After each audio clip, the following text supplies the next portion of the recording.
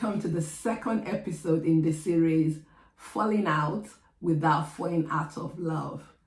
I'm sure in the first episode, you had some tips on the kind of things that couples generally fall out on. Of course, the list was not, extensive, but I hope it gave you some food for thoughts.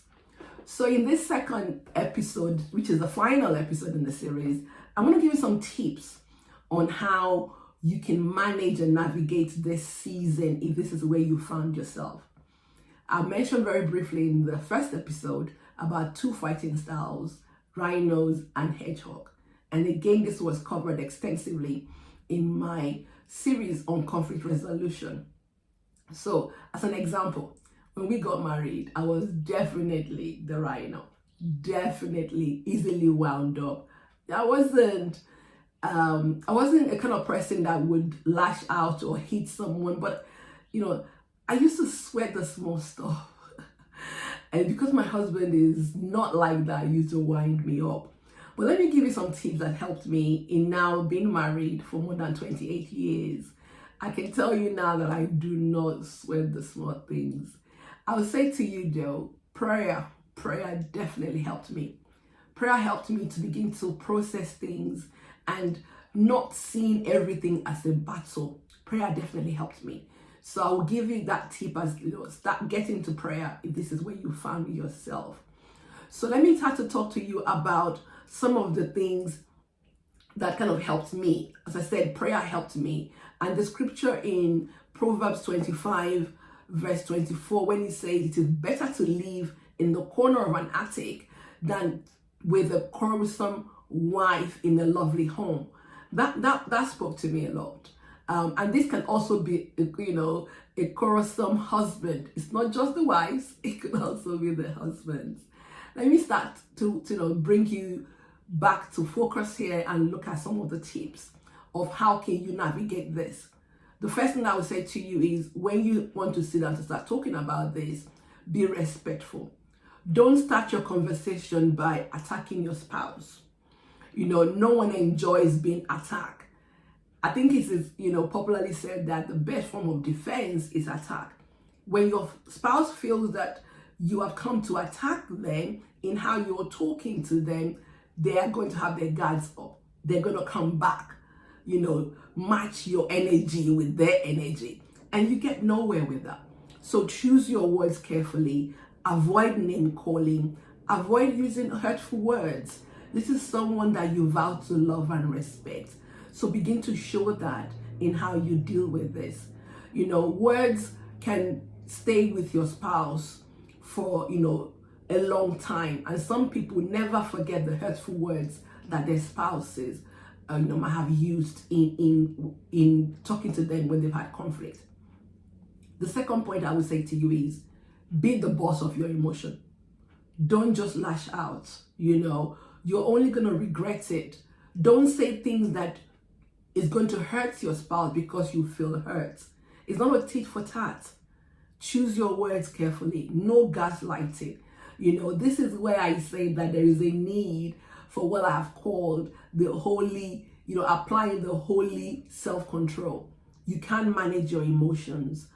Proverbs 12:18 talks about some people make cutting remarks, but words of the wise bring healing. So make sure that your words are words that are laden with love, with healing. Even when you're hurt, you do not have to hurt the other person. The third point I will talk to you about is be specific. Don't generalize. Oh yeah, that's what you did 5 years ago. That's what you did 25 years ago. No. Stay on the issue at hand. If the issue is that, your spouse doesn't clean up after themselves, focus on that. Right? Don't just include everything else. Yeah, you didn't pick the kids up. No. Stay focused on the issue at hand. That would help your spouse to know what area of growth they need to focus on. But if you generalize, it just sounds like you are moaning and just empty hair, really. The fourth point I would say to you is be open-minded. You haven't got it all. No one's got it all. So seek to understand and remember there are two sides to every issue. There are two sides to the coin. Be prepared that your spouse might have a difference of opinion. They're not a clone of you. So listen to understand. Listen to appreciate their viewpoint. You might actually learn one or two things if you do that. I'll also say to you, please, do not use degrading language. There is life on your tongues. So this same person that you vow to love, to respect, to honor, to cherish, if you start to use words that are really degrading, where do you come back from?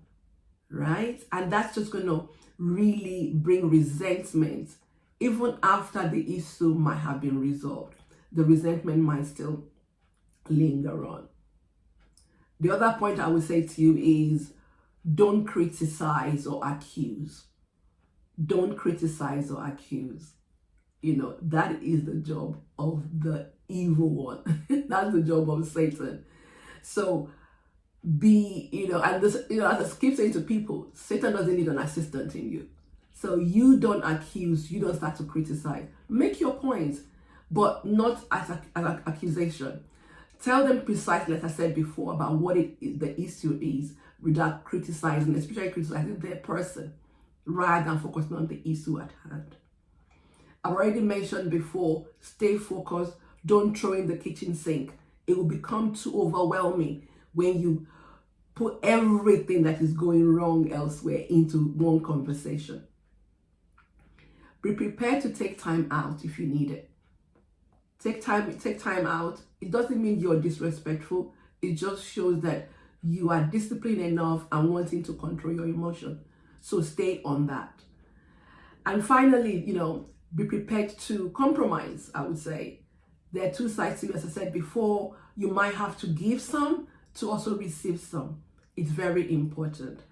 And as I start to bring this to a close, I want to say to you, and I've said this in so many other platforms, and when I've mentored or counseled people, never ever threaten divorce.